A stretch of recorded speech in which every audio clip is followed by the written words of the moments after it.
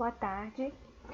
Eu vou estar apresentando para vocês agora a minha monografia, né, da disciplina de tópicos especiais em café e cultura. O tema da minha monografia é respostas moleculares e bioquímicas ao estresse hídrico de Coffea canephora, da família Rubiaceae. Eu me chamo Gabriela Silva de Aguiar e a minha orientadora é a professora doutora Thaís Cristina Bastos Soares. Então, eu trouxe aqui um breve sumário, né, do que será apresentado, uma introdução, a metodologia baseada nos trabalhos que foram pesquisados dessa revisão, os resultados, discussão e considerações finais. Bom, a cultura do cafeeiro é muito importante, né, principalmente pelo café ser uma das commodities mais importantes e consumidas, né, de todo mundo. O café ele está dentro do gênero Coffea, onde apresenta mais de 130 espécies, porém duas são mais importantes que são consumidas, né, economicamente mais estudadas, que são Coffea arábica e Coffea canephora. O Coffea canephora é a segunda espécie mais cultivada no mundo, né, e o Espírito Santo ele se destaca como o maior produtor dessa cultivar. O estado do Espírito Santo ele registra a maior produtividade da história, né, em café arábica e café conilon. Isso foi descrito a partir do ano de 2018 numa matéria do G1. Logo abaixo, né, tem uma imagem de um produtor onde pode-se observar um grande número de florada, né, teve a florada e a frutificação, e esse material ele foi amplamente, né, produzido.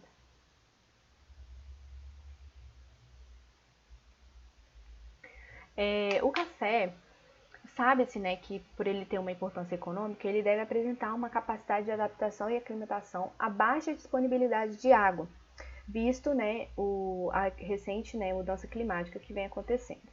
Bom, isso é um dos requisitos para a obtenção de ganhos em um programa de melhoramento. Quanto mais adaptado o material, melhor. Ultimamente tem se descrito sobre as mudanças climáticas que vêm acontecendo no mundo, né? E tem se buscado materiais mais adaptados à seca. Com isso, as crises hídricas ocorridas no ano de 2015 e 2016 no Espírito Santo ocasionaram perda de quase 80% da produção de café conilon. Isso aconteceu uma desaceleração no crescimento dessa cultura e uma perda drástica de produção, como pode ser observado nas figuras ao lado.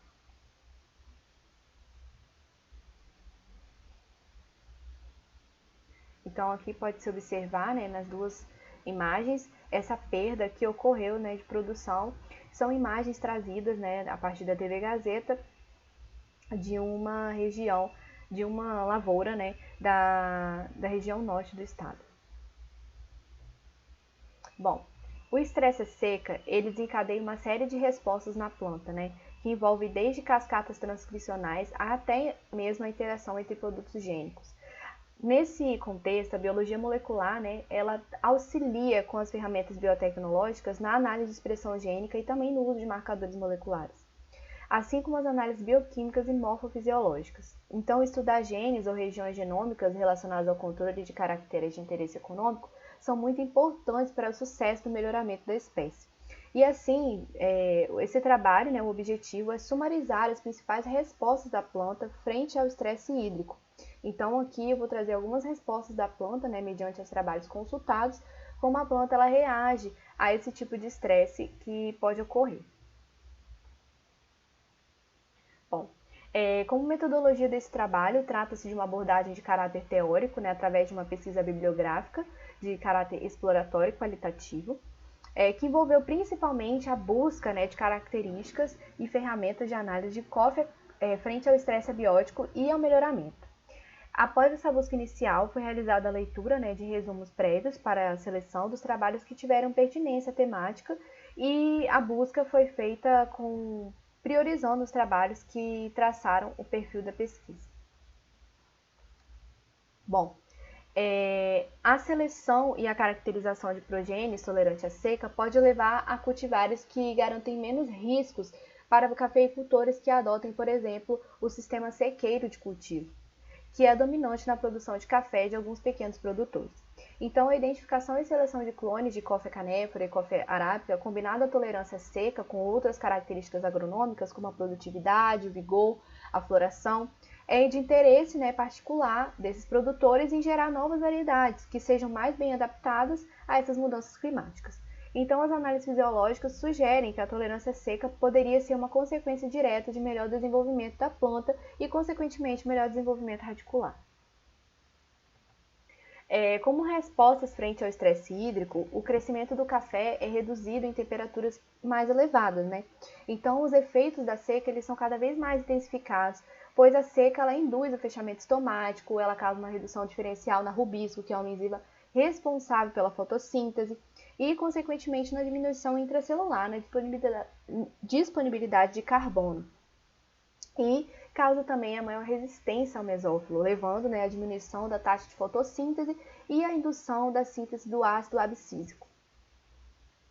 Bom, a senescência foliar ela é estimulada mediante o estresse, né, ocorrendo fisiologicamente em folhas mais velhas. Isso foi descrito por D'Amata em 2010. As diminuições da área foliar também ocorrem, assim como a diminuição na condutância estomática. Mas isso não ocorre concomitantemente à redução da taxa fotossintética, né? Há uma diminuição do potencial hídrico e, consequentemente, a condutância estomática ela diminui, ocorrendo assim o fechamento dos estômatos e até mesmo a morte, né, foliar. Bom, alguns mecanismos, chamados mecanismos de resposta, permitem lidar com os eventos de estresse, né, incluindo a alta irradiância, a seca, o frio, o calor. Então, todo estresse abiótico causado na planta, a planta tende a ter uma resposta, né, um mecanismo de resposta. E isso está envolvido tanto fisiologicamente, como molecularmente e bioquimicamente.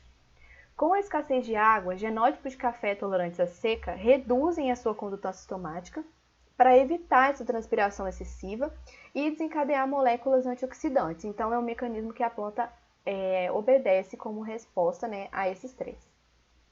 Estudos recentes demonstraram que o café pode manter o seu desempenho fotossintético até mesmo 37 graus, bem acima do que era assumido em trabalhos já descritos anteriormente. Então, D'Amata disse isso em 2018, em que hoje o café ele pode suportar temperaturas até 37 graus. Bom, como respostas moleculares ao estresse hídrico, o uso de marcadores moleculares é uma ferramenta que tem sido muito utilizada no estudo genéticos em plantas, né? Uma ferramenta que está super em alta. Então, os diferentes marcadores moleculares, principalmente os marcadores do tipo SNPs, né? Que utilizam de apenas nucleotídeos únicos, e os marcadores microsatélites, que são regiões palindrômicas do gene, do genoma, são utilizados, né? São marcadores muito utilizados na literatura para obtenção, né, de materiais mais adaptados, de materiais superiores. Então, a análise de expressão e a caracterização de genes que sejam associados à tolerância seca tem sido buscada aí por uso dessas ferramentas.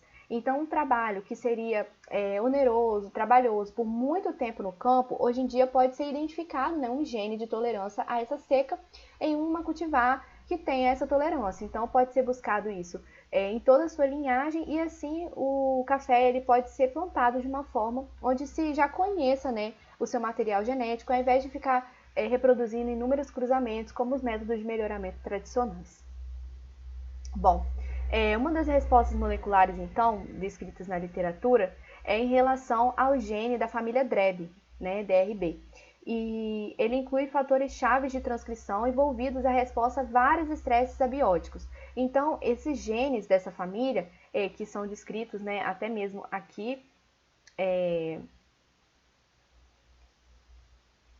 os genes que podem ser descritos aqui, né, eles são descritos na literatura que participam desse processo e auxiliam, né, na resposta da planta molecularmente, facilitando com que a planta ela não sofra tanto com esse estresse abiótico. Então, eles codificam diferentes enzimas que auxiliam quebrando moléculas que causam, por exemplo, a morte celular, moléculas que catalisam a conversão de água oxigenada para água e genes que codificam também a galactinosintase, que está diretamente responsável na produção do açúcar, de polissacarídeos no café.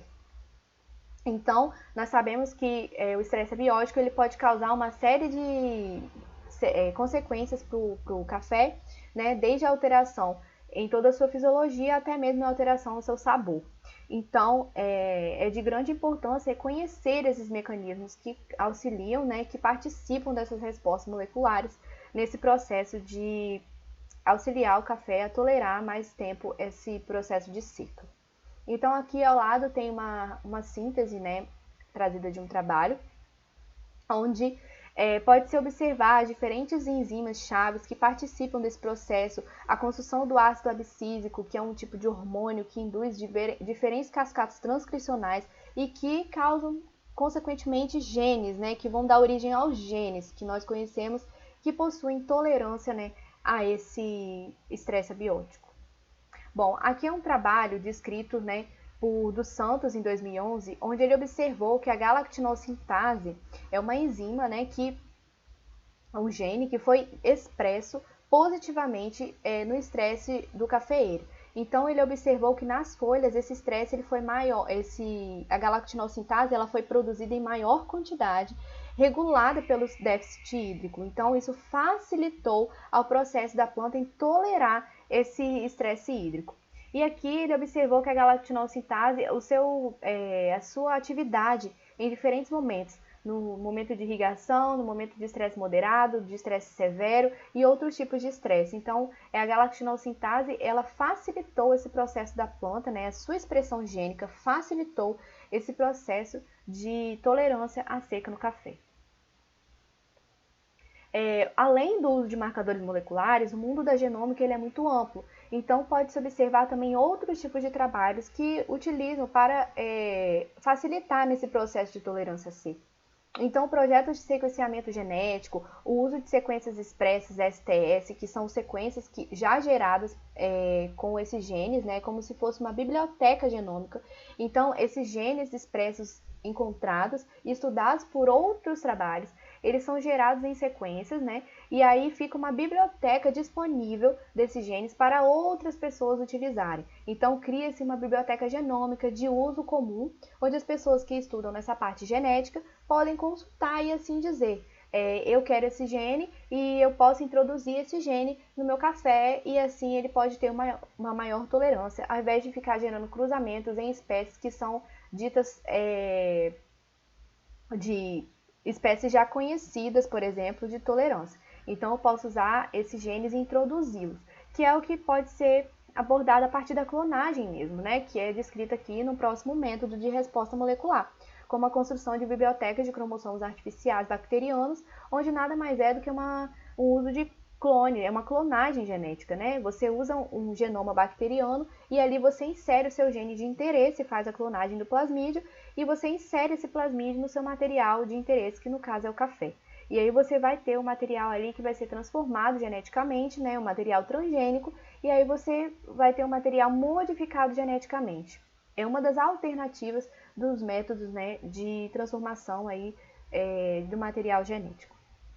Além disso, existem os métodos convencionais que são os mais utilizados e às vezes até mais baratos, que são os métodos de uso in vitro de transformação genética do café por eletroporação, outros tipos de métodos utilizando o meio de cultura, né, onde bactérias são inseridas, né, através dos explantes, e aí esse material em um meio sólido ele é germinado e posteriormente ele é levado ao campo. Então, nada mais é do que uma transformação genética utilizando bactérias. Ao invés da clonagem, é um outro tipo de método, que pode ser pela biobalística ou pode ser pela eletroporação, que são duas metodologias utilizadas diferente, né, do método de clonagem. Então, esse tipo de estudo, eles abrem caminho para estudar o determinismo molecular e genético da tolerância à seca e outras importantes características agronômicas, levando à identificação de marcadores que podem ser usados para acelerar, né, os programas de melhoramento do café. Então, aqui eu trouxe dois trabalhos onde se utiliza esse tipo de metodologia, aqui a partir do uso de calos, né, a indução de calos, e posteriormente esse material ele é levado para vasos e cultivados com material que já foi transformado e assim pode ser utilizado agora no melhoramento genético da espécie. Além disso, a planta ela desenvolve respostas bioquímicas, ou seja, há um aumento, né, dos seus compostos fenólicos, há um aumento dos seus materiais de açúcares, de polissacarídeos dentro dessa planta. Então, há maior aumento de prolina. E a adaptação à estresse seca, ela deve ter um ajuste osmótico que possibilita a sua manutenção do seu tugor, do seu crescimento, mesmo em questão do baixo potencial hídrico. A prolina nada mais é do que um aminoácido com uma rigidez conformacional muito importante para a síntese de vários compostos dentro das cascatas transcricionais do cafeína. Alguns estudos sobre influência seca, alta salinidade, luz, radiação, metais pesados e outras condições de estresse relatam o acúmulo de prolina nas folhas, então seria mesmo um mecanismo de defesa da planta frente a esses estresses abióticos. Além disso, há também uma discussão em relação à nitrato redutase, que atua na assimilação do nitrogênio pelos vegetais e tem a sua atividade influenciada quando falta água no estresse abiótico. Então, a nitrato redutase é uma enzima muito importante, né, na assimilação do nitrogênio pelas plantas, que é influenciada pela disponibilidade de água. Então, a planta também desenvolve mecanismos mediante a esse estresse e pode ser observado, né, diferentes tipos de enzimas que trabalham nesse processo para facilitar essa tolerância ao estresse abiótico. Então, finalizando, né, esse estudo, na maioria das situações, os impactos da seca eles podem ser muito agravados por temperaturas do ar, né, que estejam supraótimas, não precisam necessariamente estar um calor severo. Mas dependendo da sua intensidade, a radiação solar, a velocidade, tudo isso influenciam e prejudicam os processos metabólicos celulares, como por exemplo a fotossíntese. Então o clima é algo que a gente não pode, né, regular.